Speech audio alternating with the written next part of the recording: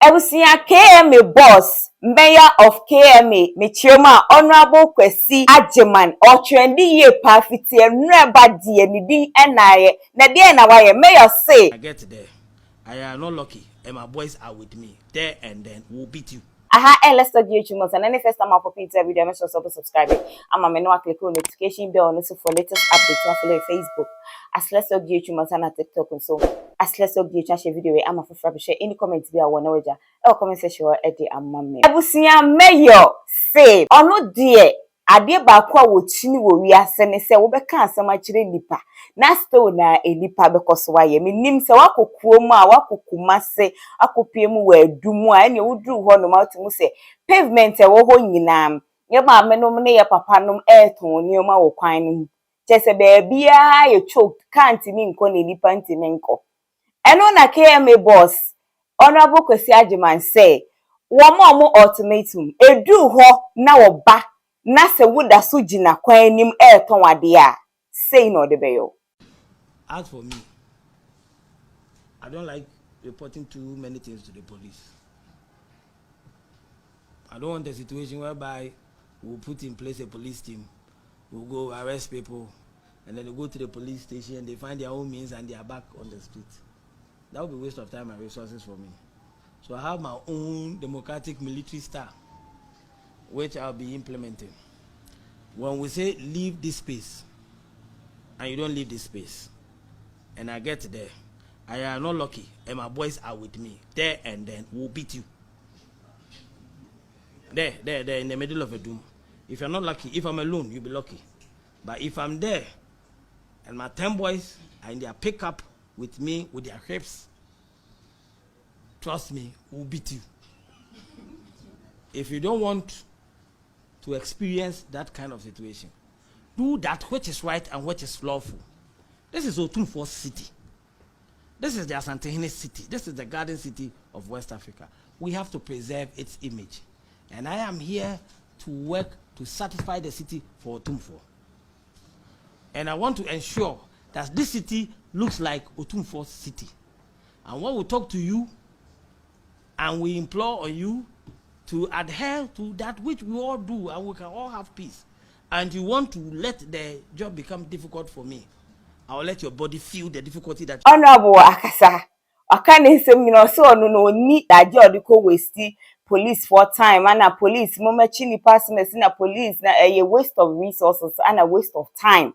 What I say to no oba time no dey ama on so no oba na atikwa ni muto ade a obema ne boys abo. So do ho na so no nko na nam dia anye hu so when you tie didim but uti anye ye na sa da no that faithful day no obeba no no ne boys na nam dia anye or the king ebe ye ho adwuma mfa ho ni mfi a wadi na no ana Serwaa Amihere say ansem be na wo ka ne sa no ene Serwaa nso so aba ene poster wa be ye no enu so ene o say everyone at all times is to obey the laws of Ghana. And when someone floats these laws, punishment prescribed by law should be the consequences. However, nobody has the power to apply extrajudicial acts like whipping.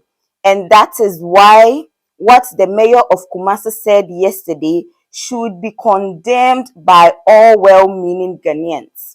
For someone like him in leadership position and representative of the president to say hawkers who sell on pavements and walkways will be handed over to the police to be freed later, but he and his boys will whip them is very dangerous and shouldn't be entertained. I hope he publicly apologizes for his statement. As someone said, what me here, Kayina say, for a man like him, Kwesi Ajeman, mayor, I will represent the president of Ghana, His Excellency John Dramani Mahama. Ewo Kumasi no. Any kwan say wo de mrashe won say because Ghana ha ye wo mra enu nti na yaye police for yaye security forces no. If you feel like someone is doing something contrary to ye mra na, what you have to do is report the person. Na police for any nindi pepepe. Ba utimika say me die me waste me time with police ho and I say I am pese me reporting same nti me de wo be ma me boys abo dia na chese wanka se ye kura ni kwan se onipa da sani bia esoso ne so se wakasa oka ne kire se asem apapa ne kan ye ne entwe ye in all angles eni kwan se otumi ekasa enti no eye na sede se asem no kan no be realize se why mistake no be apologize afi so say ye Ghana for ye nim ye right as citizens and so e was see a condemning act no so that obehun say ade we ya waye anko yie na some of the comments Ghana for no mu bi ede ba after say mayor e kan asem say once so ebe post ye no ebi enie Richard Nyaba or say this you people book law is what is making our country lawless. The laws in Ghana are producing criminals who call themselves intellectuals. Democracy is not for Ghana. It is creating criminals. Not just as some Richard they all can say because of so say I will be a cancer man supporting no na waba be ye se de be ya also obabu o ma ebe hunu ama ebia o ma adwane afriku animu no yete wono me kasa asem na o ka ne nye wanka ne ye wanka sa ye ne ade.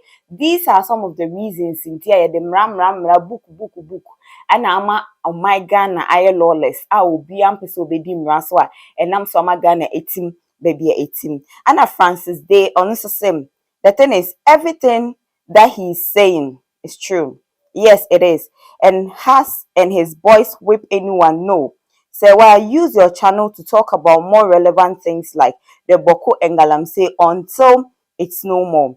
If whipping black people will make them change, then let the blood flow. Hey, asebo. Asama aye Francis enso eka ne sem.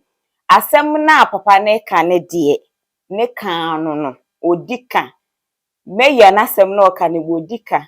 Enti se wa me here pay promotion bia ye bia na ne website and I send the Facebook page and whatever page na wo no onfa enkasa against galamsey any boko conflict na ekoso sese ano na asumdwemra until then ne papa ne ka ne de eno ano be ye se ye babu bibini ama wati asem na wagyae dede eni nsemhunu ya eno de ekoso a enkoso omuma blood ne inflow asemu Ghana ha say bejuwe bia meka say Ghana ha enjosa but to me I feel like the KMA boss ne can wrong the statement of him saying that obekwa akobu omodie no car kwan no ba ku da bonkum ba ku da fifi ne mo mfinfin no omode ade abesi so omoton ade no yen kan jo obi amfiri o na no me ma na otwe efiti na akoka wukwada na ede yenim no Easter echi no sa wukwada ni twema obi a woto wo hye mfinfin bia